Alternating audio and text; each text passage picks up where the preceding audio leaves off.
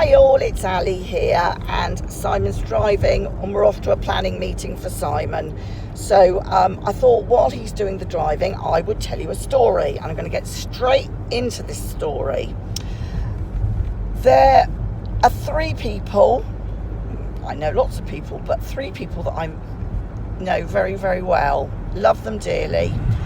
They are, we're going to call them, just to protect their identity somewhat, although anybody that knows me will probably guess who I'm talking about, but we'll call them Dick 1, Dick 2 and Dick 3. Dick 1 doesn't have a job. Dick 1 is sort of floating about not knowing what he really wants to do, but decided it would be great. He's very good with hands-on and he could do up a boat. So Dick 1 and Dick 2 decide to get a boat, a wooden boat. I'm not sure how long it is, maybe 5 foot. Do you think it's about 5 foot, Simon? He's not sure either. Anyway, they decide to buy a boat that they're going to do up because they really would like to go into business on their own. They don't want to be working. Well, Dick 1 doesn't work, but Dick 2 does work. And then there's Dick 3 that also works too. I don't think he's got much to do with the, doing up the boat business, but I may not get this story entirely correct, so forgive me if I don't, but this is how I know it so far.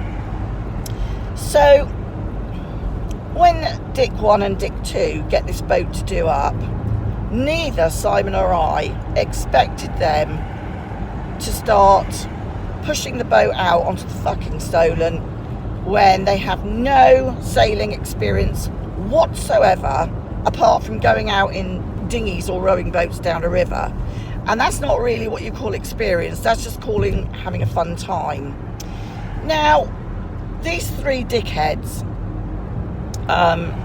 one in particular has attention deficit disorder and jumps from one thing to another and doesn't concentrate on what he's doing at all.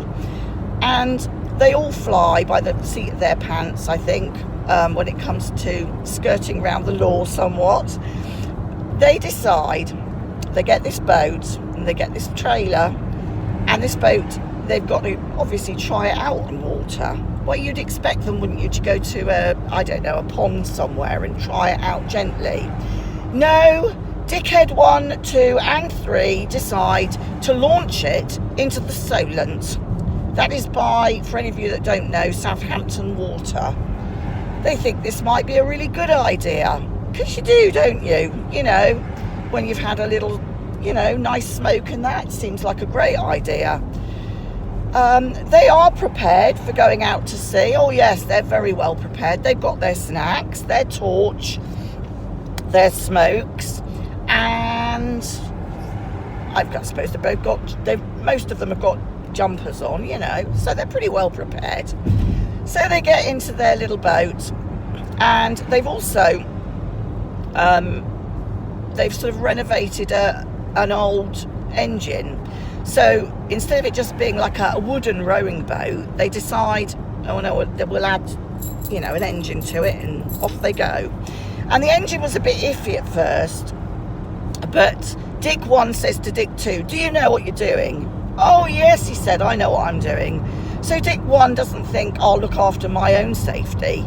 I'll just rely on Dickhead 2. That's a good idea. That's what we all should do. Just rely on other people for our own safety. Is that correct, Simon? Absolutely. Yeah, don't. So, Dickhead 1, 2 and 3 are launched into the Solent with their engine not performing very well, but they get it going eventually, and off they go on their boat trip and trying out the boat. Well, I'm not sure that any of them have had any experiences with tidal conditions. Clearly they haven't, because at about 2:30 one afternoon in the Solent, they get themselves stranded. The boat just grounded itself, and they're sitting there. Dick 3 has his hands in his head rocking like this, Dick 2 saying, no, I'm not calling the lifeguard or the Coast Guard. Dick 1, who said, well, we can't just sit here, we're going to have to call someone because we need towing out, we'll have to phone the Coast Guard. We might need to not to get the lifeboat men on, but certainly the Coast Guard needs to know that actually we are stuck. They couldn't get out because the sand was a sinking sand, so there was no way of pushing themselves out of this.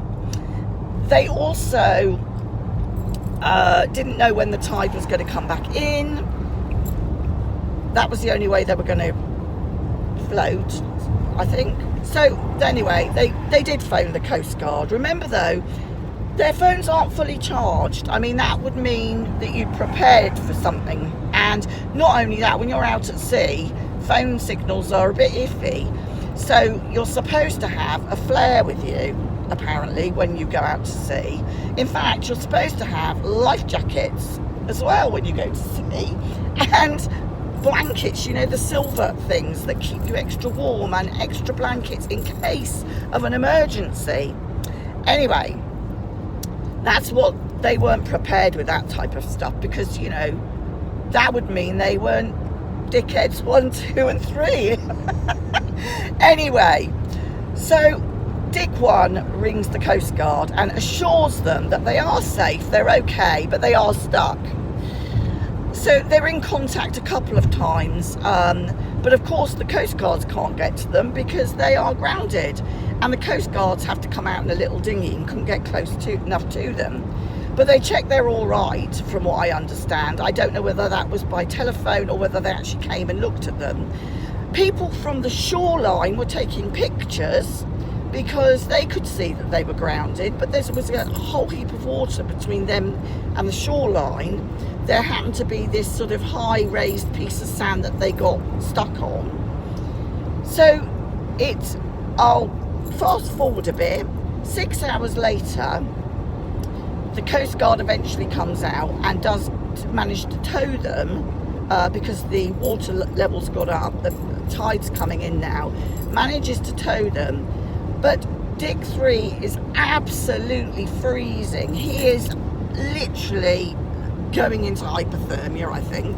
Dick 2 is similar, and Dick 1, well, he's not so worried. He's got his smokes, he don't care. He wasn't that bothered. But they did manage to tow them back to a place where they then have to get a taxi to go and get the car, to go and get the trailer. Of course, they didn't have taxi money, but they somehow managed to gather up enough money together. So that wasn't thought through either. You can see how this story goes.